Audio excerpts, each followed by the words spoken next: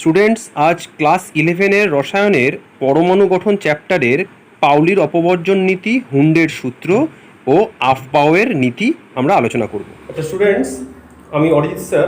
আমার চ্যানেলে আজকে আমরা পরমাণু গঠনের কয়েকটা অংশ আলোচনা করব। তোমরা দেখে নাও। প্রথমে আমরা আলোচনা করছি পাউলির অপবর্জন নীতি। আচ্ছা, এই যে পাউলির অপবর্জন নীতি পড়তে গেলে আমাদের যেটা আগে জানতে হবে সেটা হচ্ছে যে এই পাউলির অপবর্জন নীতি অনুযায়ী আমরা ইলেকট্রনের যে চারটে মোট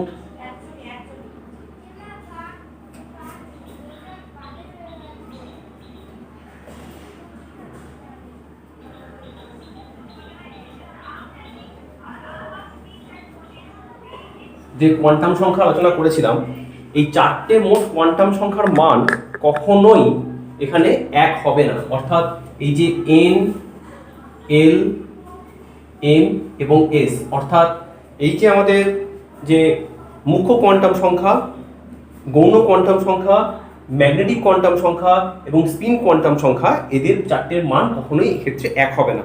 কিরকম একটা উদাহরণ দিয়ে তোমাদের আমি দেখাচ্ছি। ধরো যদি আমরা এক্ষেত্রে এন এর মানকে যদি ধরো আমরা 3 ধরি, এন এর মান 3 ধরলে তাহলে আমরা মোট এল এর মান কি কি পেতে পারি? দেখো, এল এর মান সেক্ষেত্রে আমরা পেতে পারি হচ্ছে 0,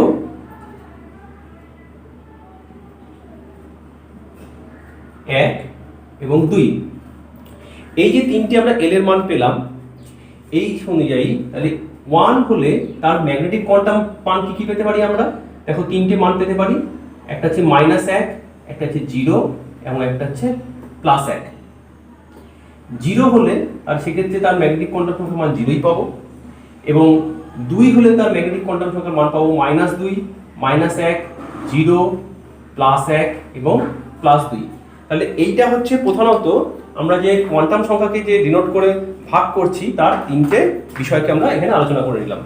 এইবার দেখো, এখান থেকে আমরা দেখাতে পারছি যে এই যে স্পিন কোয়ান্টাম সংখ্যা, এই প্রত্যেকটিতে স্পিন কোয়ান্টাম সংখ্যার যে কি আসবে দেখো, এই যে তিনটে আমরা ভাগ করেছি, এই তিনটে ভাগ এখানে স্পিন কোয়ান্টাম সংখ্যা এক একটা করে +1/2, -1/2 করে আমরা প্রত্যেকটাতে ঢুকবে। প্রত্যেকটাতে +1/2 এবং -1/2 করে আমাদের ঢোকাতে পারবো, এবং এখানেও প্রত্যেকটাতে একটা করে +1/2 -1/2 করে ঢুকবে। তাহলে যদি ধরো আমরা যদি ধরে নিই এখানে তো দুটো ঘর রয়েছে, এখানে 3টে এবং এখানে 5টা মোট ঘর পাওয়া যাচ্ছে। তাহলে এই যে 5টা ঘরের মধ্যে আমরা যদি পার্টিকুলারলি ধরো এই অংশটাতে কোনো একটি ইলেকট্রনের কথা আমরা আলোচনা করি, তাহলে এই ঘরে একটা ইলেকট্রনের ক্ষেত্রে আমরা পাউলি অপবর্জন নীতি অনুযায়ী সেই ইলেকট্রনটাকে আমরা কিভাবে ডেজিগনেট করবো? দেখো, ইলেকট্রন ডেজিগনেট করার পদ্ধতি দেখো, এই 3, তারপর দেখো এই ঘরটা আছে এল, এন এর পর এল, এম, এস, এরকম দেখো। তাহলে এল হচ্ছে তার 2, এবং মাঝখানে ঘরটা তাহলে 0, এবং যদি ইলেকট্রনটা যদি স্পিন কোয়ান্টামটা যদি ঘড়ি কাঁটার দিকে হয় তাহলে +1/2। তাহলে এই যে 3, 2, 0, +1/2, এইটা হচ্ছে এইখানকার পার্টিকুলারলি এই ইলেকট্রনটার ডেজিগনেশন। তাকে আমরা চিনতে গেলে আমরা এভাবে প্রকাশ করব। এইবার দেখো, যদি আমরা পার্টিকুলারলি কোনো একটা ইলেকট্রনকে এইখানে চিনতে চাই, ধরো এই অংশটাকে, তাহলে এইখানকার ইলেকট্রনটাকে আমরা চিনব কিভাবে? দেখো, তাহলে 3, এল হচ্ছে 1, এবং সবচেয়ে শেষেরটা নিচ্ছি আমরা +1, এবং দেখো এস এর মান তাহলে নিচ্ছি, ধরো যদি আমরা এটাকে ধরি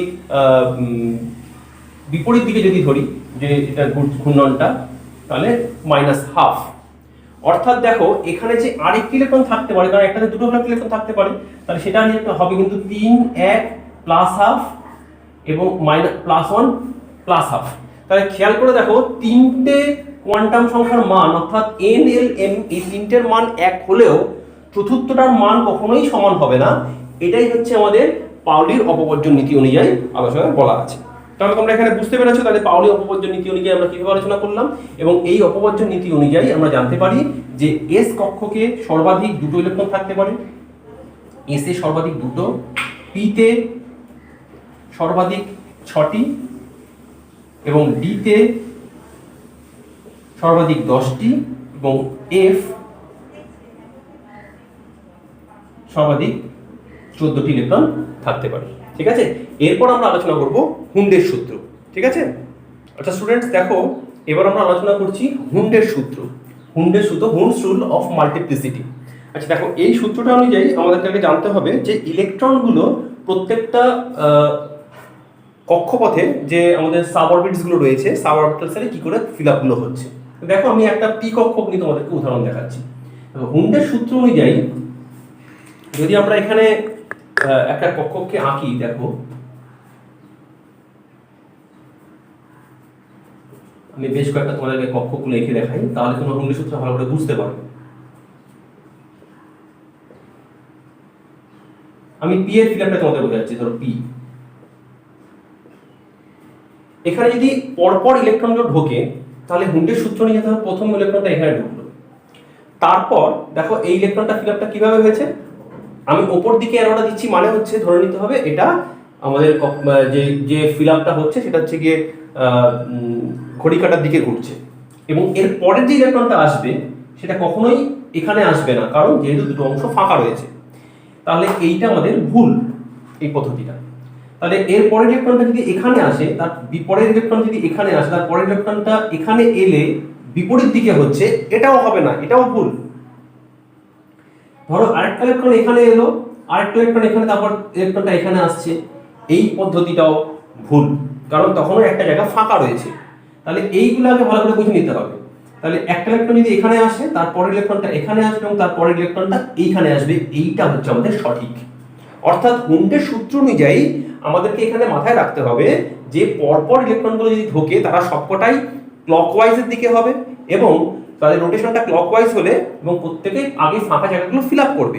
এরপর নেক্সট যে ইলেকট্রনটা ঢুকবে, দেখো সেটা এর পরবর্তী নেক্সট যে ইলেকট্রনটা ঢুকবে সেটা এখানে, তারপরের নেক্সট ইলেকট্রনটা অ্যান্টি ক্লকওয়াইজ এখানে, এবং তারপরের ইলেকট্রনটা এরপরে এখানে। তাহলে এইভাবে হুন্ডের সূত্র অনুযায়ী ইলেকট্রনের ফিল আপটা তোমায় বুঝতে হবে।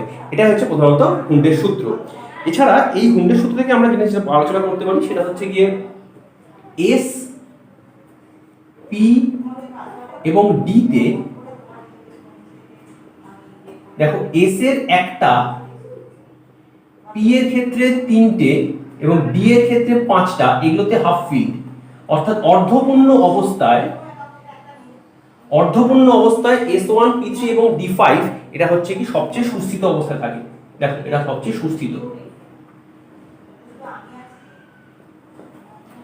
সুস্থিত অবস্থা থাকতে গেলে এদেরকে S1, P3 এবং D5, এবং যদি F এর ক্ষেত্রে ভাবি তাহলে F এর ক্ষেত্রে F7 এটা সবচেয়ে সুস্থিত অবস্থায় থাকে। ঠিক আছে, কারণ এগুলো হাফ ফিল্ড অর্থাৎ অর্ধপূর্ণ অবস্থায় রয়েছে। এবং যদি আমরা এদের সম্পূর্ণ ফিল আপটা ধরি, অর্থাৎ এস এর ক্ষেত্রে দুটো, পি এর 6টা, ডি এর ক্ষেত্রে 10টা এবং এফ এর ক্ষেত্রে 14টা হলে যখন সম্পূর্ণ ফিল আপটা হচ্ছে, সম্পূর্ণ ফিল্ড, তখনও এরা সুস্থিত অবস্থায় থাকবে। অর্থাৎ এস, খেয়াল করে দেখো এস তো 1 আর 2 ছাড়া হয় না, তাহলে এস এর মধ্যে ইলেকট্রন ফিল আপটা সবসময় সুস্থিত অবস্থায় আছে, এটা আমাকে মাথায় রাখতে হবে।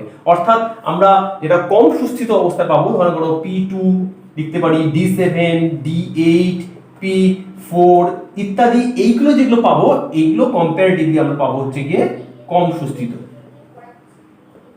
ঠিক আছে স্টুডেন্টস, তাহলে এটা হচ্ছে প্রথমত আমাদের হুন্ডের সূত্র। হুন্ডের সূত্র থেকে আমরা ইলেকট্রনের ফিল আপের পদ্ধতি এবং অর্ধপূর্ণ এবং সম্পূর্ণ অবস্থা তারা সুস্থিত অবস্থাটা এটা আমি জানতে পারলাম। ঠিক আছে, এরপর আমরা আফবাউ প্রিন্সিপাল আলোচনা করব। তো স্টুডেন্টস, এবার আমরা আজকে ভিডিওর শেষ অংশটা চলে এসেছি। এটা খুব গুরুত্বপূর্ণ অংশ, খুব ভালো করে এটা শুনতে হবে। ঠিক আছে, এটা হচ্ছে আমাদের আফবাউ সূত্র, আফবাউ প্রিন্সিপালের এই অংশটা অ্যাকচুয়ালি একটা জার্মান ওয়ার্ড, এটার মানে হচ্ছে ধীরে ধীরে করে তোলো। দেখো তোমাদের জন্য আমি এখানে ছবি এঁকে রেখে দিয়েছি অলরেডি। এটা হচ্ছে ইলেকট্রনের ফিল আপ করার ঠিক সবচেয়ে নিম্ন মানে শক্তি সম্পন্ন কক্ষ থেকে উচ্চ শক্তি সম্পন্ন কক্ষে কিভাবে ফিল আপটা হয়। আচ্ছা দেখো, এখানে আমাদেরকে আগে জানতে হবে যে ফিল আপটা ইলেকট্রনে কিভাবে হয়। ঠিক আছে, দেখো ইলেকট্রনিক ফিল আপের জন্য আমি দেখো তোমাদেরকে এখানে কতগুলো নিয়ম বলে দিয়েছি। দেখো এই যে আমাদের 1s 2s 2p যেগুলো করা আছে, দেখো দেখতেই পাচ্ছ এই 1s টা হচ্ছে কি অ্যাকচুয়ালি আমাদের, এটা হচ্ছে আমাদের k, এটা তোমরা জানো। এই 2s 2p এটা হচ্ছে আমাদের l, যেটা তোমরা ছোটবেলায় পড়ে এসেছো। 3s 3p 3d এটা হচ্ছে আমাদের অ্যাকচুয়ালি m, তারপর ধরো এই 4টা হচ্ছে আমাদের n, তারপরে ওইটা ও, এইভাবে আমাদের অ্যাকচুয়ালি এইগুলো আমাদের কক্ষগুলো, আর এই হচ্ছে আমাদের কক্ষকের বিভিন্ন সাব অরবিটালস গুলো। ঠিক আছে, তাহলে দেখো এখানে আমি ইলেকট্রনের ফিল আপটা তোমাদেরকে দেখাচ্ছি কিভাবে হতে চলেছে। তাহলে ইলেকট্রনসটা প্রথমে সবচেয়ে লোয়েস্ট যে এনার্জেটিক অরবিটাল, সবচেয়ে নিম্ন এনার্জেটিক অরবিটাল কোনটা? 1s, তাহলে এখানে ঢুকবে। ঠিক আছে, সে এই ক্ষেত্রে ইলেকট্রনিক ফিল আপটা আমরা যখন দেখাবো, এখানে এটা অলওয়েজ একটা সেই সিস্টেমে কাজ করবে। দেখো এটা মনে রাখতে হবে, সবচেয়ে প্রথমে দেখবে n+l যে ভ্যালুটা আছে, এই এনার্জি ক্ষেত্রে n+l ভ্যালু, আমি আগে বলে রাখি, n+l যে ভ্যালু, এই যে একটা রুলস আছে, এই ভ্যালু যে একটা নির্দিষ্ট নিয়ম রয়েছে n+l ভ্যালু নিয়ম, সেটাকে আগে তোমাদের মাথায় রাখতে হবে। n+l ভ্যালু নিয়মটা কি? এখানে মনে করো আমি যদি লিখি যে 3Dর ক্ষেত্রে, তাহলে দেখো তোমার এখানে 3Dর ক্ষেত্রে n এর মান হচ্ছে কি 3, এবং d এর ক্ষেত্রে তাহলে এক্ষেত্রে তোমাদের n এর মান হচ্ছে কি আমাদের 2, তাহলে 3+2 হচ্ছে 5। এবং ধরো যদি আমি ধরে নিই, এরপর আমি তোমাদের জন্য আলোচনা করলাম ধরো 4p, তাহলে 4p যদি ধরি, 4p এর ক্ষেত্রে n এর মান হচ্ছে 4 এবং p এর মান হচ্ছে 1, তাহলে এটা হচ্ছে 5। তাহলে যদি n+l এর ভ্যালু নিয়ম অনুযায়ী, যে ক্ষেত্রে এটা তো আমরা নরমাল জানি, যার n এর মানটা n+l এর মানের মধ্যে যদি সমান হয়ে যায় এই মানটা, সেই ক্ষেত্রে ইলেকট্রন সবসময় ঢুকবে হচ্ছে সেইখানে যার ক্ষেত্রে n এর মানটা বেশি। তাহলে এই দুটোর মধ্যে ইলেকট্রন প্রথমে আসবে, তাহলে এখানে মনে রাখতে হবে ইলেকট্রন আগে 3D তে ঢুকবে। ঠিক আছে, তাহলে ইলেকট্রন এখানে আগে 3D ঢুকবে, কারণ n+l এর রুলস এটাই বলছে। ঠিক আছে, তাহলে এখানে ফিল আপটা তোমাদের আগে দেখাচ্ছি। দেখো একটা ফিল আপ দেখো, মনে করো আমি যদি সোডিয়ামের ফিল আপটা করি। দেখো সোডিয়াম 11টা ইলেকট্রন থাকে আমরা জানি। তাহলে দেখো প্রথমে আমাদের এখান থেকে দেখো এই নিয়ম অনুযায়ী ফার্স্টে দেখো 1s থেকে কাটিং করে, তাহলে ফার্স্টে 1s, এসি ম্যাক্সিমাম দুটো, তারপরে দেখো আবার ফিরে যাও, তারপর দেখো 2s, তাহলে 2s এ দুটো, আবার এখান থেকে ফিরে যাও, তারপর দেখো 2p, তারপর 3s, 2p 3s, তাহলে 2p 6, 3s 2। কিন্তু দেখো অলরেডি এখানে 12খানা হয়ে গেছে, তাহলে 3s এর ক্ষেত্রে 12 না হয়ে এটা হবে আমাদের হচ্ছে 1, কারণ মোট আমাদের 11টা ইলেকট্রন ঢোকাতে হবে। তাহলে এটা হচ্ছে আমাদের, দেখো খেয়াল করে, এটা হচ্ছে আমাদের k, k তে দুটো, এটা হচ্ছে আমাদের l, এবং এটা হচ্ছে আমাদের m। ঠিক আছে, তাহলে আশা করি এই জায়গাটা প্রথমে তোমরা ভালোভাবে বুঝতে পেরেছো। এরপর ধরো আমি যদি তোমাদেরকে একটা অন্য ফিল আপ করার কথা বলি, ধরো এখানে আমরা পটাশিয়াম 19, তাহলে পটাশিয়ামের ফিল আপের ক্ষেত্রে 19, তাহলে দেখো প্রাথমিকভাবে তো এই অংশটা আমরা করতেই থাকবো। দেখো 1s2, 2s2, 2p6, 3s2 অবধি করার পর দেখো আমরা 12টা পেয়ে গেলাম। তারপর দেখো এখান থেকে আমরা ব্যাক করব, তারপর দেখো আমরা পাচ্ছি 3p, তারপর 4s, খেয়াল করে দেখো, তাহলে 3p তে 6, তাহলে মোট কটা হলো তোমাদের এখানে গুনতে হবে। দেখো 10 টা 18টা হয়ে গেছে। তারপর দেখো 4s আসছে, তাহলে 4s এর ক্ষেত্রে এখানে একটা ইলেকট্রন আসবে, তাহলে মোট দেখো 19টা ইলেকট্রনের ফিল আপ এভাবে হতে পারে। তাহলে অ্যাকচুয়ালি স্টুডেন্টস, এই যে ইলেকট্রনের ফিল আপটা আমরা আফবাও সূত্র অনুযায়ী তোমাদেরকে ঠিক এইভাবে দেখে ফিল আপ নোট করতে হবে, এবং মাথায় রাখতে হবে কোন ক্ষেত্রে আগে বা পরে ঢুকবে, সেটা তো আমি তোমাদের এই n+ রুল অনুযায়ী আগে দেখিয়ে দিয়েছি। ঠিক আছে, এরপর এখান থেকে তোমাদের আমি কয়েকটা স্পেশাল দেখাচ্ছি। কিছু কিছু ক্ষেত্রে ইলেকট্রনের ফিল আপটা কিন্তু এক্স্যাক্টলি এরকম রুলস অনুযায়ী না হয়, একটু ডিফারেন্ট কিছু ব্যাপার স্যাপার ঘটে। সেই ডিফারেন্ট জিনিসটা একটু খেয়াল করে দেখো কোন কোন ক্ষেত্রে আমরা করছি। দেখো এটা একটু খেয়াল করে দেখো, এখানে এই ডিফারেন্ট রুলসগুলো এখানে খেয়াল করতে হলে আমাদেরকে দেখতে হবে। দেখো ফার্স্ট আমি তোমাদেরকে দেখাচ্ছি, ধরো আয়রন, দেখো আয়রন 26, তাহলে আয়রনের ক্ষেত্রে দেখো ফার্স্ট আমরা এখান থেকে এই অবধি চলে আসছি। দেখো 1s2, 2s2, 2p6, 3s2, 3p6, দেখো এই অবধি 18টা ফিল আপ আমাদের হয়ে গেল। অর্থাৎ এই অবধি অ্যাকচুয়ালি আর্গনের ফিল আপটা তোমরা যদি খেয়াল করে দেখো, এটা অ্যাকচুয়ালি আর্গন এই অবধি ফিল আপের মধ্যে থাকে। আর্গনের 18টা যে ইলেকট্রন থাকে, অ্যাকচুয়ালি ফিল আপটা আমরা এই অবধি করতে পারি। এরপর যেটা হয় দেখো, এই 3p6 এর পর 4s2, তারপর দেখো ফিরে যাওয়ার পর আমরা d কে পাই। দেখো এখানে d, অর্থাৎ এখান থেকে আমাদের আসবে 4s2, তারপর ধরো 3d এর ক্ষেত্রে এখানে মোট কটা হলো দেখো 20, এবং এখানে আসবে আমাদের 6টা। ঠিক আছে, তাহলে দেখো অ্যাকচুয়ালি আয়রনের যে ফিল আপটা আমরা করতে গেলে কিন্তু এই সিস্টেমে আমরা করব, কিন্তু এখানে লেখার ক্ষেত্রে যেহেতু দেখো 3pটা পরপর এগুলো রয়েছে, সেই জন্য আমরা 4s2 3d6 না লিখে এই লেখার স্টাইলটাকে আমরা একটু পরিবর্তন করে আমরা দেখো কি লিখবো, এটাকে 3d6 তারপর 4s2 লিখবো। কেন এটা লিখবো?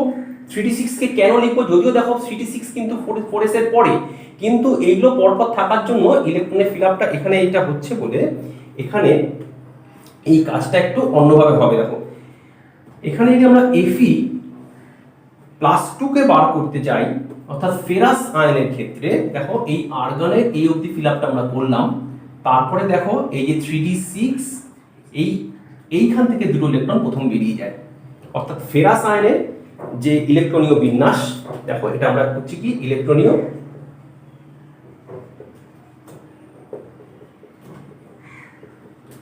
বিন্যাস, এই যে ইলেকট্রনীয় বিন্যাসটা ফেরাস আয়নের ক্ষেত্রে তাহলে 3d6 হবে। তাহলে ফেরিক আয়নের ক্ষেত্রে কি হবে, ফেরিক আয়নের ক্ষেত্রে দেখো এখানে আর্গন অবধি থাকবে আমাদের, এই অবধি কোনো প্রবলেম নেই, তাহলে এখান থেকে একটা এখান থেকে আরেকটা ইলেকট্রন বের হবে, তাহলে অর্থাৎ এটা হবে 3d5। এইবার এখানে খুব গুরুত্বপূর্ণ জায়গা চলে এলো, দেখো তাহলে এদের মধ্যে কে বেশি সুস্থির যদি আলোচনা করতে আসি, তাহলে দেখো অবশ্যই দেখো ফেরিক আয়নের ক্ষেত্রে যেহেতু 3d5 আছে, অর্থাৎ ডি এখানে অর্ধপূর্ণ, ডিটা যেহেতু এখানে অর্ধপূর্ণ অবস্থায় আছে এবং এটা কিন্তু অর্ধপূর্ণের চেয়ে একটুখানি বেশিতে রয়েছে, তাহলে অবশ্যই এ বেশি সুস্থিত। ঠিক আছে, তাহলে এই জায়গাটা তোমরা আশা করি ভালো করে বুঝতে পেরেছো। দেখো তাহলে এখানে যেমন দেখতে পারলে তোমরা যে এই যে আয়রনের যেটা সুস্থিত হলো, কারণ 3d5টা অর্ধপূর্ণ অবস্থায় আছে বলে, এবং আয়রন 2 অর্থাৎ ফেরাস আয়নটা কিন্তু কম্পারেটিভলি কম সুস্থিত হবে, কারণ হচ্ছে এ 3d6 আছে। ঠিক আছে, ঠিক এরকমই আরেকটা एग्जांपल আমি তোমাদের দেখাচ্ছি। ধরো কপারের হচ্ছে 29, তাহলে কপারের ক্ষেত্রে আমরা ফার্স্টে আর্গন 20 পর্যন্ত চলে আসবো, সেরকম এই অবধি আমি আর পড়ছি না তোমাদের সুবিধা দেখানোর জন্য। ঠিক আছে, তাহলে দেখো কপারে যদি এই অবধি চলে আসি, তাহলে আর্গন অবধি চলে আসার পর আমরা কপারে যেটা বাকি থাকে দেখো এটা হচ্ছে 3d9 4s2 একই রকম ভাবে, তাহলে এখানে আমরা করছি এটা 3d9 4s2 একই সিস্টেম অনুযায়ী আমরা এখানে কপারের ক্ষেত্রে এলাম। তাহলে দেখো কপারের ক্ষেত্রে কিউ প্লাস যে আয়নটা হবে, কিউ প্লাস আয়নটা তাহলে কি হবে, দেখো আর্গন 3d9 4s1, আর কিউপ্রিক আয়নটা হবে কিন্তু দেখো খেয়াল করে দেখো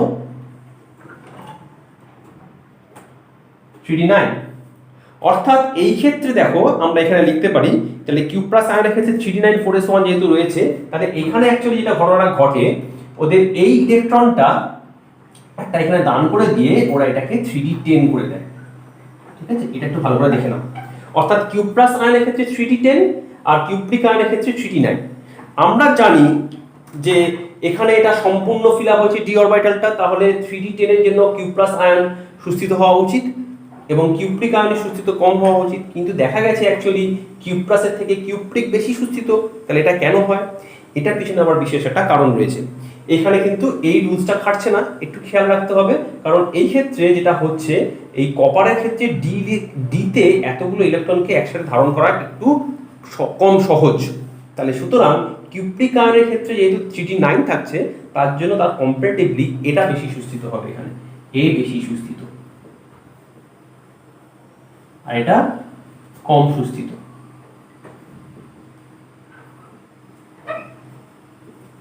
তাহলে স্টুডেন্টস তোমরা আশা করি বুঝতে পেরেছো যে এই যে ফেরাস ফেরিক এবং কিউ প্লাস কিউপ্রিকের মধ্যে যে আমরা কম্পারেটিভ স্টাডিটা করলাম, এই আফবাউ প্রিন্সিপাল থেকে আমরা ইলেকট্রনিক ফিল আপটা শিখলাম এবং n+n রুলের মাধ্যমে ইলেকট্রন কোথায় আগে ঢুকবে সেটাও আমরা আলোচনা করলাম। ঠিক আছে, তাহলে স্টুডেন্টস আশা করি তাহলে আজকে যে আমরা 3টে ভিডিও করেছি তোমাদের ভালো লেগেছে। সেই 3টে ভিডিও হচ্ছে অবশ্যই একটা প্রথমে আমরা পড়লাম হচ্ছে গিয়ে যে এই আফবাউ সূত্রের আগে হুন্ডের সূত্র পড়েছি এবং আমরা এর সাথে সাথে পড়েছি হচ্ছে পাউলির অপবর্জন নীতি। তাহলে এই সূত্র 3টে আসলে তোমরা বুঝতে পেরেছো আজকে। তাহলে ভিডিওটা ভালো লেগে থাকলে তাহলে আমার চ্যানেলটা অবশ্যই সাবস্ক্রাইব করে নিও এবং লাইক এবং কমেন্টস দিও। ঠিক আছে, গুড বাই, তোমরা সবাই ভালো থেকো।